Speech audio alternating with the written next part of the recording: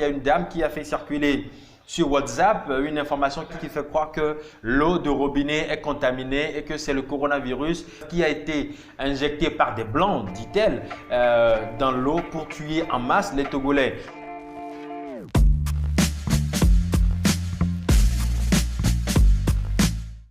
Plus de 90% des requêtes qui nous sont adressées concernent le coronavirus. Et entre autres fausses informations qui nous sont parvenues, une information qui appelle les Togolais à ne plus consommer l'eau de robinet. Donc, à million, il y a pas molo. Obono nous si à quoi? Mais de soucis, nous allons tout appeler nous menia. Obono nous si après 20 minutes pour nous la wolo.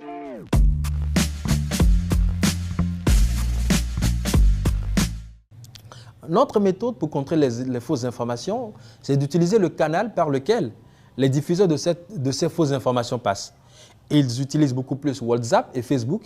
Et nous aussi, nous utilisons ces mêmes canaux. On a les informations, on cross-check, on fact-check, on vérifie, on revérifie, on diffuse pour atteindre les mêmes cibles, par les mêmes canaux. Des messages audio diffusés sur WhatsApp font croire que l'eau du robinet est contaminée par le virus de Covid-19. C'est faux. L'eau subit une désinfection au chlore qui permet de détruire les micro-organismes qui peuvent transmettre des maladies. Le coronavirus est réel et crée déjà suffisamment de psychose. Ne diffusons pas ou ne partageons pas de fausses informations pour créer la panique.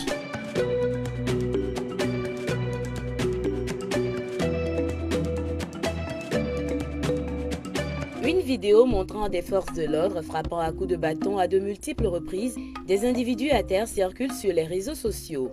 Le commentaire qui accompagne la vidéo fait croire qu'il s'agit de la police togolaise en train de molester les populations lors du couvre-feu. C'est faux. Et des gens fabriquent eux-mêmes ces fausses informations. Ils prennent des images de notre pays très vite fait. On prend l'image, on pose sa voix pour faire croire que c'est une situation qui s'est présentée hier dans mon quartier. Et le pire encore, c'est que à la fin, on dit « mime tcha tcha tcha tcha ». Pour traduire littéralement en français, il faut partager très vite. Et quand les gens entendent cela, ils se disent ben, autant partager pour que beaucoup de personnes puissent avoir l'information.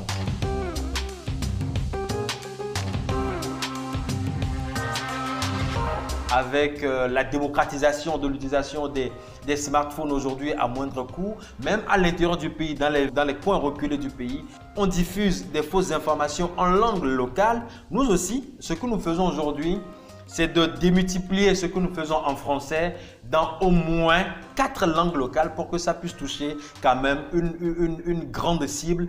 Il y a une certaine psychose dans la masse, dans la population, surtout au niveau des internautes. On a constaté que même si c'est une petite information, ils veulent être sûrs que ça n'aura pas d'impact direct sur leur santé en lien avec le coronavirus. Nous appelons aujourd'hui les Togolais à ne pas prendre tout sur Internet comme vrai.